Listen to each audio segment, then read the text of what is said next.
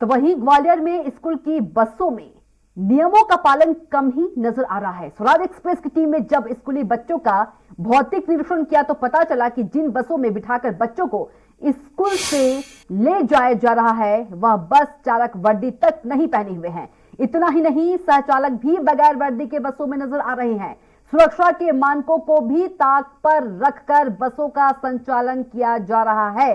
हालांकि पुलिस की लगातार सख्ती के कारण बसों में क्षमता से ज्यादा बच्चे तो नहीं बिठाते जा रहे हैं, लेकिन जिस तरह से बसों का संचालन हो रहा है वह सुप्रीम कोर्ट की गाइडलाइन के तहत खरा नहीं उतर रहा है। किसी बस में ही गवर्नेंस नहीं है तो किसी बस में फर्स्ट एड बॉक्स देखने को नहीं मिला, तो वही आग से निपटने के लिए जो इक्विपमेंट है वह खस्ता हाल में है। इस मामले में ट्रैफिक डीएसपी नरेश बाबू अनोटिया भी मानते हैं कि जो गाइडलाइन है स्कूल बस संचालन के लिए उनको पूरी तरीके से पालन नहीं किया जा रहा है। माननीय सुप्रीम कोर्ट ने एक गाइडलाइन जारी की है। स्कूली जो बसें चलती हैं या वाहन चलते हैं वो 12 बिंदुओं का पालन करें, स्पीड गवर्नर लगवाएं, फीली पुता होना चाहिए, गाड़ी ग्रिल लगी होना चाहिए, आड़े में फर्स्ट एड बॉक्स होना चाहिए, फायर सिस्टम होना चाहिए, ड्राइवर का चरित्र वेरिफिकेशन होना चाहिए, वर्दी पहनना चाहिए और कोई अपराधी टाइप का व्यक्ति ना चलाए थे। ये सब चीज़ों को उनको पूर्ति करना चाहिए।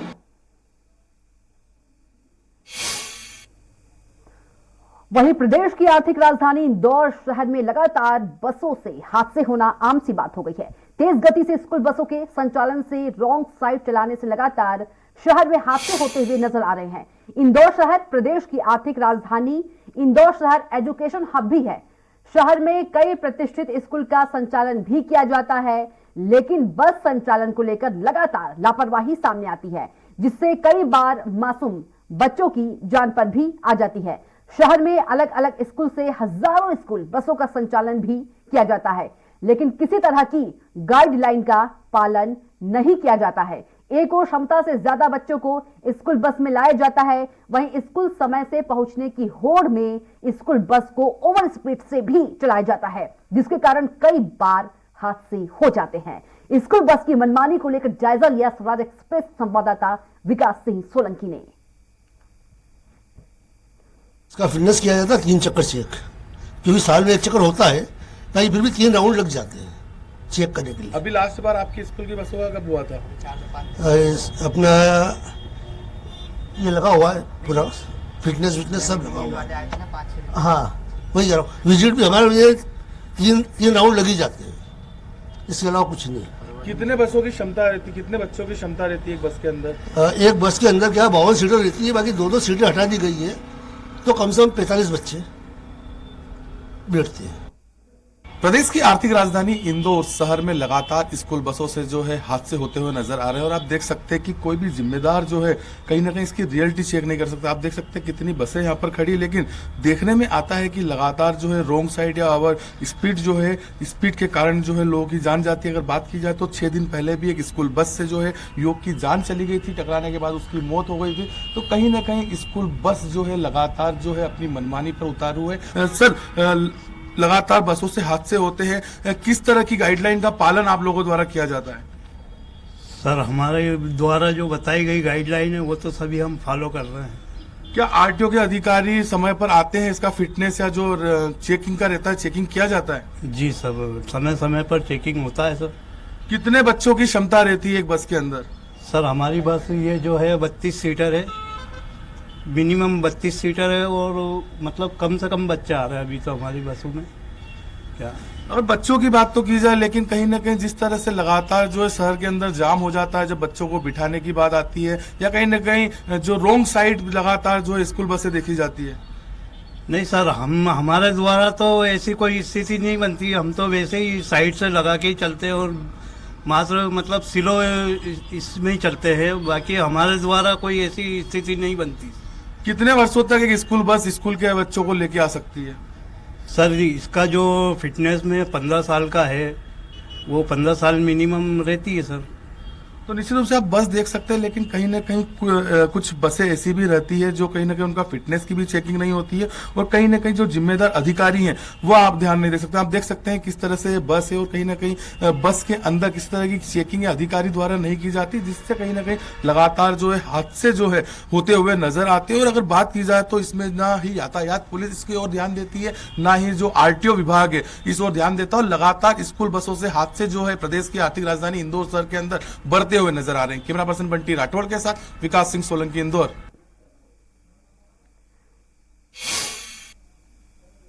और आखिर जिम्मेदार कौन, तो इसी पर हम जानने की कोशिश करेंगे। जबलपुर से संवाददाता अरविंद दुबे जुड़ गए हैं और ग्वालियर से विनोद शर्मा।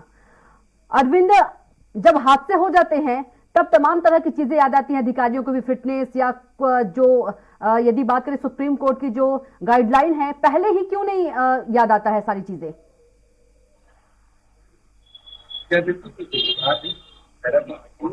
यातायात पुलिस ये दोनों ही तरफ कभी ध्यान नहीं देते हैं जी। और किसी तरह का कोई अभियान नहीं चलाते हैं कि जिससे जो बच्चों को लाने ले आने वाली जो बसेस हैं उनकी कंडीशन की हम जानकारी देखें या उनकी फिटनेस का हम टेस्ट करें। इस तरह का कोई टेस्ट लंबे समय से जबलपुर में देखने को नहीं मिला है। यही वजह है कि आधे से ज्यादा ऐसी बसें सड़कों पर दौड़ रही हैं। स्कूल बस का टैग आगे और पीछे लगा हुआ है और उसमें स्कूल बस के स्कूली जो बच्चे हैं उनको लाया लिया जा रहा है। लेकिन यदि हम देखें कि जो जरूरत पड़ती है, जो सुरक्षा उपकरण उसमें होना चाहिए, ज्यादातर बसों में ये सुरक्षा उपकरण देखने को नहीं मिले। सबसे पहला जो सुरक्षा उपकरण माना जाता है जिसे बहुत जरूरी होता है वो होता है एग्जिट डोर। यदि बस के अंदर एग्जिट डोर नहीं है तो किसी भी कीमत पर बच्चों को लाने और ले जाने के लिए उसे उपयुक्त नहीं माना जा सकता, क्योंकि इमरजेंसी डोर ही है। जब कोई दुर्घटना होती है तब बच्चों को वहां से निकालना आसान होता है। और दूसरा जो सबसे बड़ी चीज होती है वो होता है सीसीटीवी कैमरा, जो बस के अंदर होना चाहिए, और पैनिक बटन। ये दो चीजें बहुत जरूरी हैं। ये सीधे जीपीएस से जुड़े होते हैं और जनरली पुलिस कंट्रोल रूम से इनका सीधा कनेक्शन रखा जाता है। ये सुप्रीम कोर्ट की गाइडलाइन है और साथ में मध्य प्रदेश शासन के गृह मंत्रालय की भी यही गाइडलाइन है। लेकिन आमतौर पर आधे से ज्यादा बसों में इस तरह के उपकरण नहीं है। हाँ, कुछ बसों में इस तरह के उपकरण लगाए गए हैं, लेकिन ये वो बसें हैं जो अभी हाल ही में खरीदी गई हैं और हाल ही में उपयोग में लाना उन्हें शुरू किया गया है। तो जाहिर सी बात है कि जब उनका फिटनेस टेस्ट के लिए जो लाइसेंस की जरूरत पड़ती है उसके लिए ये तमाम सुविधाएं बस में उस तरीके से दिखाना पड़ता है, दर्शाना पड़ता है, उसके जांच किए जाते हैं और एक संबंधित अधिकारी उसकी जांच करता है। उसके उन बसों में ये उपकरण तो लगे हुए मिल गए, लेकिन आधे से ज्यादा ऐसी बसें पाई गई कि तरह की सुरक्षा उपकरणों से वहां पर ऐसे उपकरण बिल्कुल भी नहीं थे। दूसरी बड़ी बात ये थी कि किसी भी तरह का कोई प्रशिक्षण चालक और परिचालक के पास नहीं था कि यदि दुर्घटना होती है तो स्कूली बच्चों को किस तरह से सुरक्षित रखा जाएगा। एक और गाइडलाइन का वायलेंस हो रहा है, वो ये है कि सभी स्कूलों में छोटे बच्चों को लाने ले जाने के दौरान स्कूल की एक टीचर की उपस्थिति बसों में होना आवश्यक है, खासतौर पर उन बसों में जिनमें बच्चियां आती हैं। ये बच्चियों की सुरक्षा के लिए गाइडलाइन मध्य प्रदेश शासन के द्वारा जारी की गई है, लेकिन हमें ऐसी कोई भी बस नहीं मिली जिस बस में कोई स्कूली शिक्षक या शिक्षिका बच्चियों के साथ बैठी हुई हो। सभी जगह स्कूली बच्चे जो बच्चियां हैं वो अकेले ही ट्रैवल करती हुई नजर आई। तो इस तरह से नियमों का जो उल्लंघन है वो साफ तौर पर जबलपुर की सड़कों पर हम देख सकते हैं। जी अरविंद, कहा जा सकता है कि जब तक कोई बड़ा हादसा ना हो जाए तब तक जो अधिकारी हैं वो सोए रहते हैं, जब कोई बड़ा हादसा हो जाता है तब अधिकारियों की नींद खुलती है।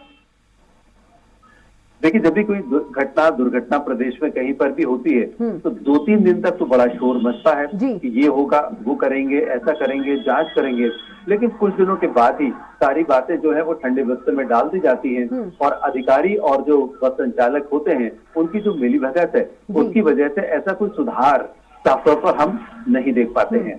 जी बिल्कुल, विनोद के पास चलेंगे ग्वालियर। विनोद, क्या कुछ स्थिति है यदि बच्चों के स्कूल बस है, स्कूल बसों की बात करें तो? देखिए, ग्वालियर की स्थिति भी अच्छी नहीं है। ये अभी यही स्थिति है कि जो बसें हैं, खास करके कई ऐसी स्कूलों की बसें हैं जो खस्ता हाल है और एग्जिट डोर तक उनके अंदर नहीं है और उसको लेकर भी अभियान समय समय पर चलाते रहे, लेकिन ये अभियान क्यों चलाया जाता है सबको पता है। जब सेटिंग हो जाती है, अभियान बंद कर दिए जाते हैं, उसके बाद बदस्ती जिस तरह से बसें संचालित है वैसे ही संचालित होती रहती है। इसके साथ साथ जब भी कोई दुर्घटना होती है तो 2-3 दिन तक इतना सघन अभियान चलाया जाता है कि ऐसा लगता है कि आज के बाद सारी व्यवस्थाएं सुरक्षित हो जाएंगी और किसी भी तरह से कोई खामियां नहीं रहेगी। लेकिन 2-3 दिन बाद फिर वही हम सामने देख सकते हैं। टोटो में भी अगर हम बात करें तो एक टोटो में क्षमता से ज्यादा बच्चों को बैठा लिया जाता है और उनके जो अभिभावक है उनसे बाकायदा पूरा पैसा लिया जाता है, लेकिन क्षमता से ज्यादा बैठा लिया जाता है। संचालकों से जब बात की जाती है तो उनका कहना है कि संचालक पढ़ता नहीं, लेकिन अभिभावकों से तो वो पैसा पूरा देते हैं, उसके बाद बच्चों को पत्रों में डालकर लेकर आते हैं। बस में अगर बात करें, हाँ ये बात ठीक है कि ग्वालियर की जितनी बसें संचालित है, कम से कम बड़े स्कूलों की हम बात करें तो उसकी बसों में एक महिला शिक्षक साथ में रहती है, जिसमें खास करके बच्चियां होती है उसमें रहती है। लेकिन आज सुबह जब हमने बसों को देखा तो कई बसें ऐसी थी जहां पर फायर इक्विपमेंट नहीं थे, जबकि गाइडलाइन में सुप्रीम कोर्ट में स्पष्ट है कि फायर इक्विपमेंट होना चाहिए बस में, फर्स्ट एड बॉक्स होना चाहिए।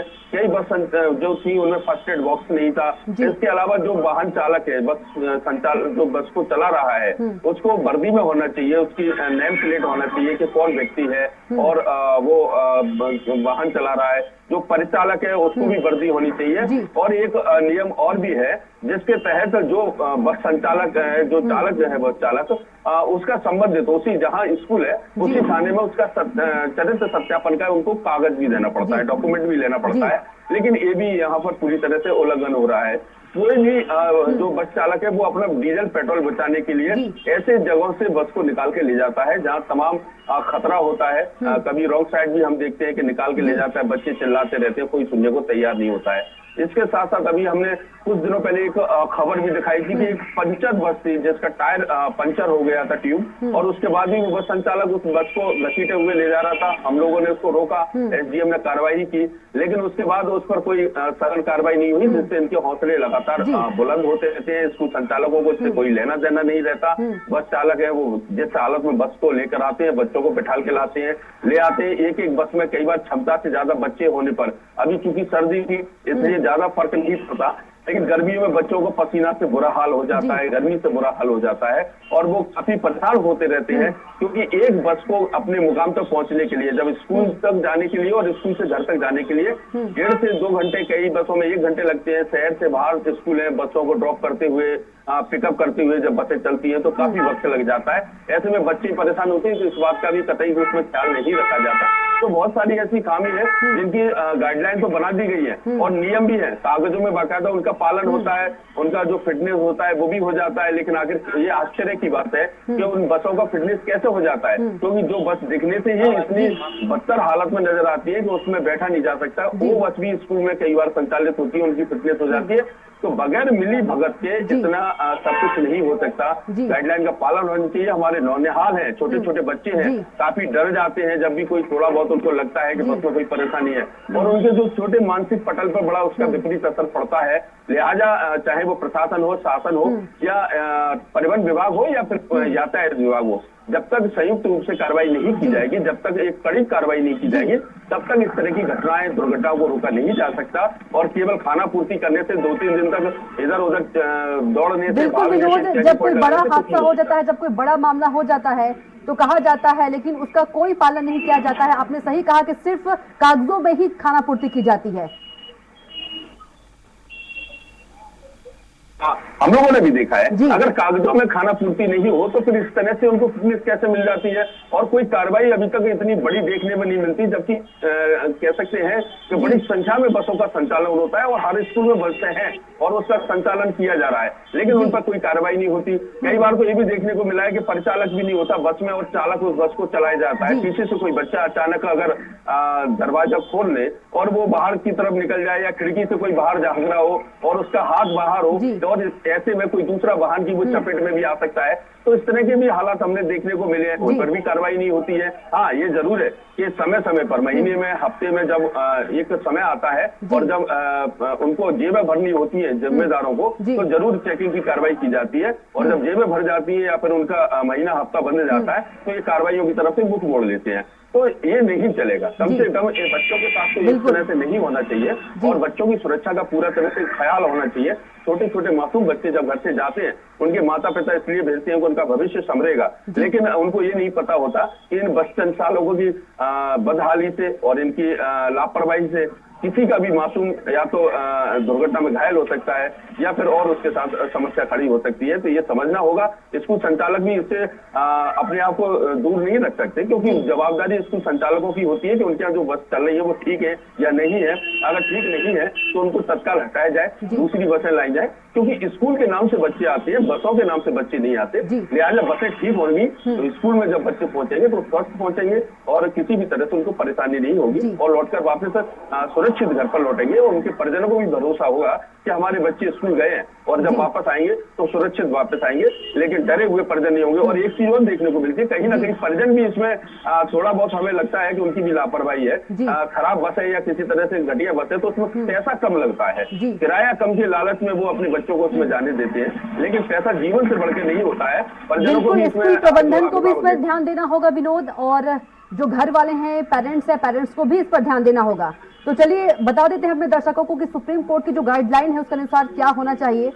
तो ट्रांसपोर्ट परिमित होना चाहिए और बस के आगे और पीछे ऑन स्कूल ड्यूटी लिखा हो। ये हम आपको गाइडलाइन बता रहे हैं सुप्रीम कोर्ट की। और सभी खिड़कियों के बाहर लोहे की ग्रिल होनी चाहिए और अग्निशमन यंत्र लगा हो और चालक को कम से कम 5 साल का वाहन चलाने का अनुभव हो। तो ट्रांसपोर्ट परमिट होनी चाहिए और बस के आगे और पीछे तो प्रत्येक बस में अग्निशमन यंत्र की व्यवस्था हो। बस पर स्कूल का नाम और टेलीफोन नंबर लिखा होना चाहिए और बच्चों के बैग रखने के लिए सीटों के नीचे जगह की व्यवस्था होनी चाहिए। स्कूल बसों में 2 कैमरे अनिवार्य रूप से चालू स्थिति में होने चाहिए। ये गाइडलाइन हम आपको बता रहे हैं सुप्रीम कोर्ट की। एक कैमरा आगे की ओर और जो दूसरा कैमरा है वो पीछे की होना चाहिए।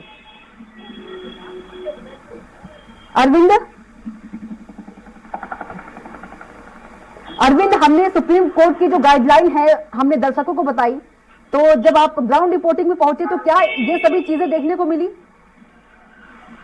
इसमें एक चीज और बताना चाहूंगा आपको, इसमें जो बस होती है उनमें स्पीड गवर्नर आवश्यक रूप से होता है जी। और ये स्पीड गवर्नर का काम होता है कि वो बस की स्पीड को 40 किलोमीटर पर ही निर्धारित रखता है। इसके ऊपर चाहकर भी बस चालक इस 40 किलोमीटर के ऊपर तेज गति से वाहन नहीं चला सकता है, इसलिए इसमें स्पीड गवर्नर लगाना आवश्यक होता है। ये भी सुप्रीम कोर्ट की गाइडलाइन के साथ ही ये भी एक गाइडलाइन है। लेकिन आमतौर पर हम देखते हैं कि इस तरह का कोई भी नियम या कानून बस संचालक या बस ड्राइवर इसका परिपालन नहीं करते हैं और जब सड़कों पर चलते हैं तो बिल्कुल मनमाने ढंग से चलते हैं।